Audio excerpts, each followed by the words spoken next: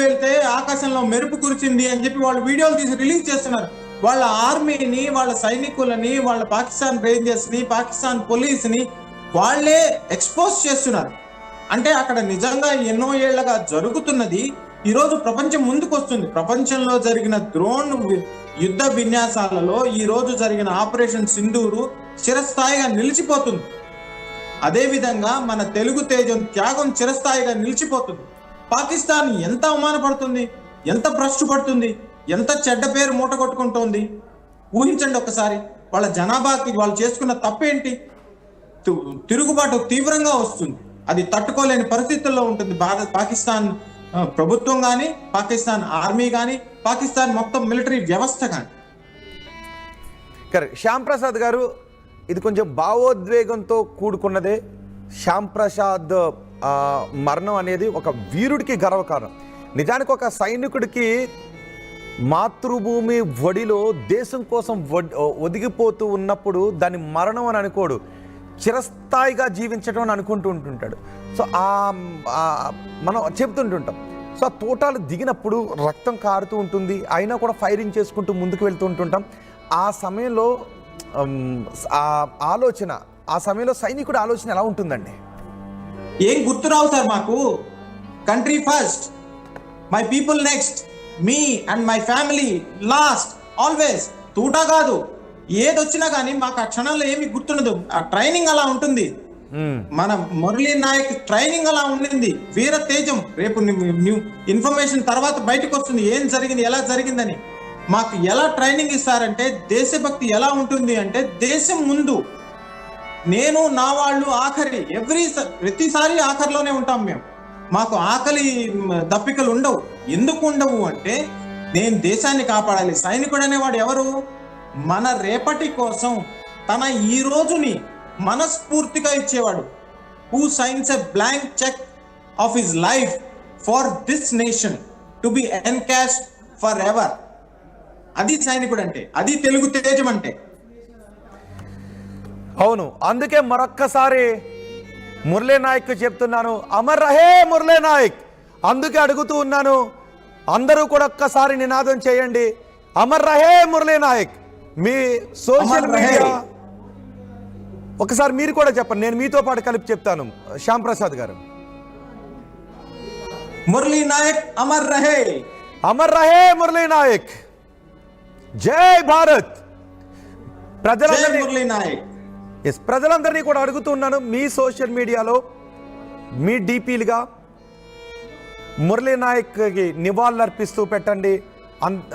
మనం మురళీ నాయక్కి నివాళులర్పిస్తూ మన మురళీ నాయక్ ప్రాణత్యాగాన్ని మనం భరత జాతి మన భరత జాతి ఉన్నంతకాలం గుర్తుపెట్టుకోవాల్సినటువంటి విషయం. అందుకే మనం ప్రతి క్షణం ఆయన ప్రాణత్యాగాన్ని గుర్తు చేసుకోవాల్సిన అవసరం ఉంటుంది. మనం ఈరోజు ఇక్కడ స్వతంత్ర వాయువులు పీల్చుకుంటున్నాము అంటే సరిహద్దుల్లో సైనికులు ప్రాణాలకు తెగించి శత్రువుల తోటాలకు ఎదురెళ్ళి వాళ్లను అంతమొందిస్తున్నటువంటి త్యాగాల కారణంగానే ఇప్పుడు మనం దేశంలో స్వేచ్ఛా వాయువులు పీల్చుకుంటున్నాం. అందుకే మరోసారి అమర్ రహే మురళీ నాయక్, అమరవీరులకు. శ్యామ్ ప్రసాద్ గారు, కుటుంబానికి ధైర్యం చెప్పాలి అంటే, ఇప్పుడు ఆ కుటుంబం నిజంగా మనం ఇంతకుముందు కూడా చూసాం, అమరవీరుల కుటుంబ సభ్యులు కన్నీరు కార్చొచ్చుగాక, కానీ వాళ్ళ గుండెల నిండా మాత్రం గర్వం ఉంటుంది.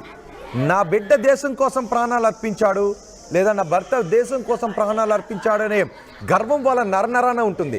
కానీ బాధ కన్నీళ్ళని రప్పించొచ్చుగాక, కానీ ఆ మరణం వాళ్ళకు వాళ్ళ గుండెల నిండా గర్వాన్ని, ధైర్యాన్ని తెచ్చిపెడుతుంది. రైట్?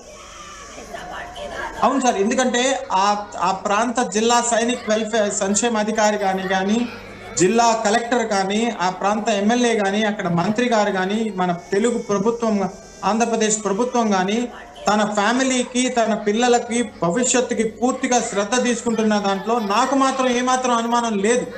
ఎందుకంటే మన తెలుగు ప్రజలు కానీ, ఆ ప్రాంత జిల్లా సైనిక్ వెల్ఫేర్ ఆఫీసర్ కానీ, కలెక్టర్ కానీ వాళ్ళకి వాళ్ళ బాధ్యతలు తెలుసు. వాళ్లే కాకుండా మనం అందరం కూడా, నేను స్వయంగా కూడా తనతో కలిసి నిలబడతాను. ధైర్యం ఇవ్వడానికి ఉన్నాను. నేను ఏమీ అధైర్యపడాల్సిన అవసరం లేదు. ఒక ఇంపార్టెంట్ బ్రేకింగ్ న్యూస్ అందుతుంది. యుద్ధ రంగంలో ఒక తెలుగు జవాన్ వీర మరణం పొందిన ఘటనకు సంబంధించిన న్యూస్ ఇది. బోర్డర్లో ఎల్ఓసి వెంబడి పాకిస్తాన్ కాల్పులకు తెగబడుతూనే ఉంది. పాకిస్తాన్ కాల్పులకు మన జవాన్లు ధీటైన సమాధానమే చెబుతూ ఉన్నారు. అయితే పాకిస్తాన్ వైపు నుంచి వచ్చిన పాకిస్తాన్ చేసినటువంటి దాడిలో మన జవాన్ తెలుగు జవాన్ వీరమరణం పొందిన ఘటన చోటు చేసుకుంది. మురళీనాయక్ సత్యసాయి జిల్లాకు చెందిన వ్యక్తి. మురళీనాయక్ స్వస్థలం సత్యసాయి జిల్లా గోరంట్ల మండలం గడ్డం తండ. రేపు మన వీర జవాన్ పార్థివ దేహాన్ని సత్యసాయి జిల్లాకు తీసుకొని రావడానికి ఏర్పాట్లు చేస్తున్నారు. మురళీనాయక్ నిజానికి ఏ జవానికైనా కూడా ఏం కోరుకుంటాడు అంటే ప్రాణం ఎప్పుడైనా పోయేదే, కానీ మాతృభూమి రక్షణ కోసం మాతృభూమిని కాపాడుకునే క్రమంలో ఆ మాతృభూమి ఒడిలో ఒరిగిపోతే అది ఆ వీర జవానికి జీవితానికి దక్కిన గౌరవంగా భావిస్తాడు. అందుకే ఈ క్షణాలను ఏ మాటలతో చెప్పాలో నాకు అర్థం కావడం లేదు. కానీ వాళ్ళ కుటుంబ సభ్యులు మాత్రం రోధిస్తూ ఉన్నారు. మరణం ఎవరినైనా బాధిస్తుంది. మరణం అనేది ఒక లోటు కాబట్టి వాళ్ళు బాధపడుతూ ఉండొచ్చు. కానీ ఆ కుటుంబం దేశం కోసం తమ బిడ్డ దేశం కోసం ప్రాణాలు అర్పించాడు అని భరతమాత గడ్డపై ఎప్పటికీ ఆ పేరు చిరస్థాయిగా ఉండిపోతుంది. యుద్ధ రంగంలో తెలుగు జవాన్ వీరమరణం పొందాడు. పాకిస్తాన్ కాల్పులకు ధీటైన సమాధానమిస్తూ పాకిస్తాన్ కాల్పులకు ధీటైన ఎదురు కాల్పులు జరుపుతూ మన జవాన్ మురళీనాయక్ కన్నుమూశారు. మురళీనాయక్ స్వస్థలం సత్యసాయి జిల్లా. రేపు స్వగ్రామానికి ఆయన పార్థివ దేహాన్ని తీసుకుని రావడానికి ఏర్పాట్లు చేస్తున్నారు. సోమందేపల్లి మండలం నాగినాయని చెరువు తండాలో మురళీనాయక్ స్వస్థలం అది. సోమందేపల్లిలోని విజ్ఞాన్ స్కూల్లో మురళీనాయక్ చదువుకున్నారు. మురళీనాయక్ మృతితో మురళీనాయక్ కుటుంబ సభ్యులు శోక సముద్రంలో ఉండిపోయారు. శోక సముద్రంలో వాళ్ళను ఓదార్చడం ఎవరి తరం కావడం లేదు. మురళీనాయక్ దేశం కోసం ప్రాణాలను అర్పించాడు. ఒకసారి ఆ కుటుంబ సభ్యులు ఏమంటున్నారో విందాం.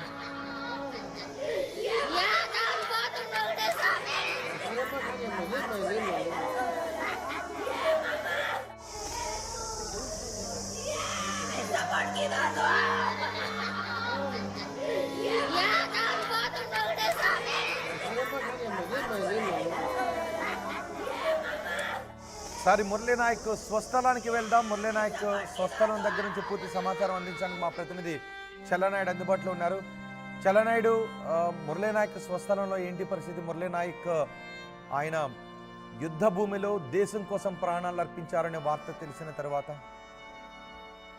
రోహిత్ వీరమరణం ఏదైతే ఉందో ఈ రోజు జరుగుతున్నటువంటి భీకర పోరులో ఏకంగా అనంతపురం జిల్లా సత్యసాయి ఉమ్మడి అనంతపురం జిల్లాకు చెందినటువంటి మురళీనాయక్ మృతి వీరమరణం పొందడం అనేది వారు ఒకవైపు గర్వంగానే చెప్పుకుంటూనే మరొక వైపు కడుపు తీపితో వారు రోదన అనేది అరణ్య రోదనగా కనిపిస్తుంది. చూడొచ్చు మనం. వాళ్ళు రోధిస్తుంటే చుట్టుపక్కల వాళ్ళు చాలా మంది అక్కడికి గ్రామస్తులు కూడా చేరుకుంటున్నటువంటి నేపథ్యం. ఇప్పుడిప్పుడే రాత్రి శ్రీనగర్ లో జరిగినటువంటి ఎదురు కాల్పుల్లో మురళీనాయక్ మృతి చెందినట్టుగా మనకు సమాచారం అందుతుంది.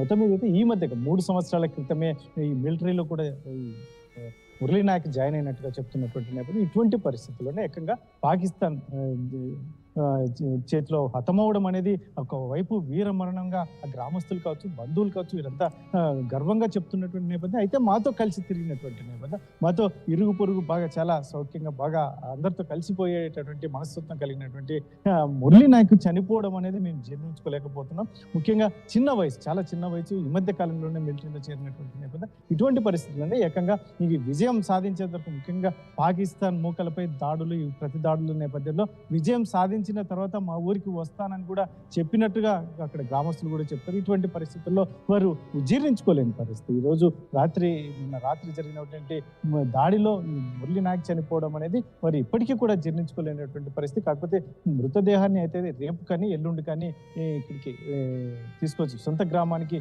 వస్తుంది అని చెప్పేసి ఇక్కడ అధికారులు చెప్తున్నటువంటి నేపథ్యం. మరి ఈ ప్రాసెస్ ఇంకా పూర్తిగా అక్కడ నుంచి సమాచారం మాకు లేదు. వస్తే మాత్రం ఖచ్చితంగా చెప్తామని ఒకవైపు అధికారులు చెప్తున్నటువంటి నేపథ్యంలో ఏదైనా అయితేనే మొత్తానికి ఉమ్మడి అనంతపురం జిల్లాకు చెందినటువంటి వీర జవాన్ యుద్ధంలో మృతి చెందడం అనేది, వీర మరణం పొందడం అనేది చాలా గర్వంగా ఫీల్ అవుతున్నామని చెప్పేసి మాజీ సైనికులు కూడా చెప్తున్నటువంటి నేపథ్యంలో వారు కూడా స్పందిస్తున్నారు. మాకు ఎందుకంటే ఒకవైపు ప్రాణం కోల్పోవడం చాలా బాధగానే ఉంది, కానీ కాకపోతే తను పోరాడి ముఖ్యంగా రాత్రిపూట తను గస్తీ కాస్తున్నటువంటి నేపథ్యంలో అంటే ఆ యుద్ధంలో మమేకమవడం, ఆ యంగ్స్టర్ చాలా యాక్టివ్గా ఉండేవాడని సొంత గ్రామస్తులు చెప్తున్నటువంటి నేపథ్యంలో మరి ఇప్పటికైతే మాత్రం అతని మరణాన్ని జీర్ణించుకోలేని పరిస్థితులు అయితే ఇక్కడ నెలకొని ఉన్నాయి. మన వీర జవాన్ మురళీ నాయక్ గురించి, అమర్ రహే మురళీ నాయక్ అని మనం మురళీ నాయక్కి మనం నివాళులర్పించాలి.